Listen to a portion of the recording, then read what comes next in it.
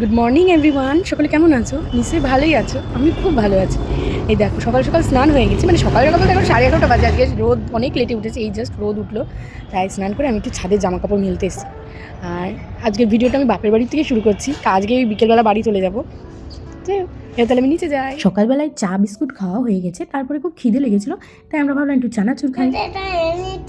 ওটা দাদার সাথে গিয়ে এনেছো? কি ওটা কি খাচ্ছ একটু বলো? কি রেইনবো? রেইনবো কি? Rainbow lollipop. আর ওইটা কি ওই হাতে? ওটা কার জন্য? কি তুমি যে এসে বললে এটা তোমার মাম্মা? তা দাও, ললিপপটা আমি খাই। নেব? এই যে এটা আমার।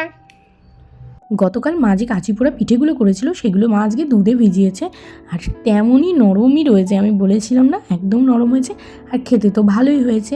যে পিঠেটা প্রথমে দেখিয়ে দিলাম, তারপরে খাবো ভাত। আজকে আর তেমন কিছুই রান্না করা হয়নি, আমি বারণ করেছিলাম, কেননা মার শরীরটা একটু খারাপ, আমি যে করতে হবে না, একটুখানি পনিরের তরকারি করে, যেহেতু শুক্রবার আমরা নিরামিষ খাবো, তাই মা একটু পনিরের তরকারি করেছিল, আর পিঠে খেয়েছিলাম।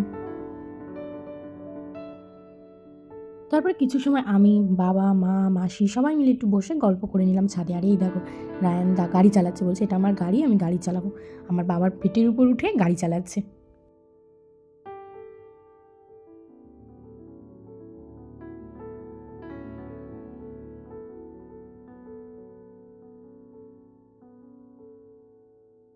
তারপরে দেখো মা একটু ছাদে ফল নিয়ে এসেছিলো, কুল আর লেবু, তাই একটু বসে বসে খেয়ে নিলাম।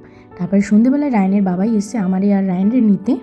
এই যে দেখো দুষ্টুটা মাস্ক পরেছে, এই মাস্কটা আগের দিন আমার কাছ থেকে কিনেছে বায়না করে বাজার থেকে। তারপরে দেখো বাড়ি এসে এই যে একটা বড় সারপ্রাইজ পেয়েছে আমার সোনা।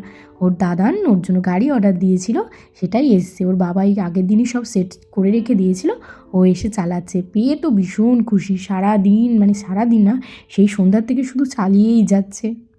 আর এই দেখো গত দুদিন ধরে আমার এই নতুন ফোনেই ভিডিও করছি, এত সুন্দর ক্যামেরা, আমার ভীষণ ভালো লেগেছে ফোনটা।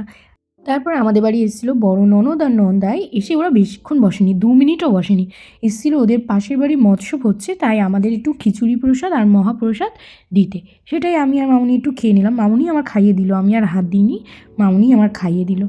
আর হচ্ছে মাসি পাঠিয়েছিল পুলি পিঠে, সেটা আমার বড় ননদের হাত দিয়ে পাঠিয়েছিল। এই যে পিঠেটা আর আজকে খাইনি, কালকে খাবো। আর রাতের জন্য ভেজে নিচ্ছি গরম গরম বেগুন ভাজা।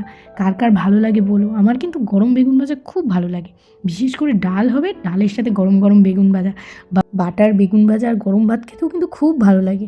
আজকে আমার ছেলেরও খাওয়াবো, আমিও খাবো বেগুন ভাজা দিয়ে বাটার।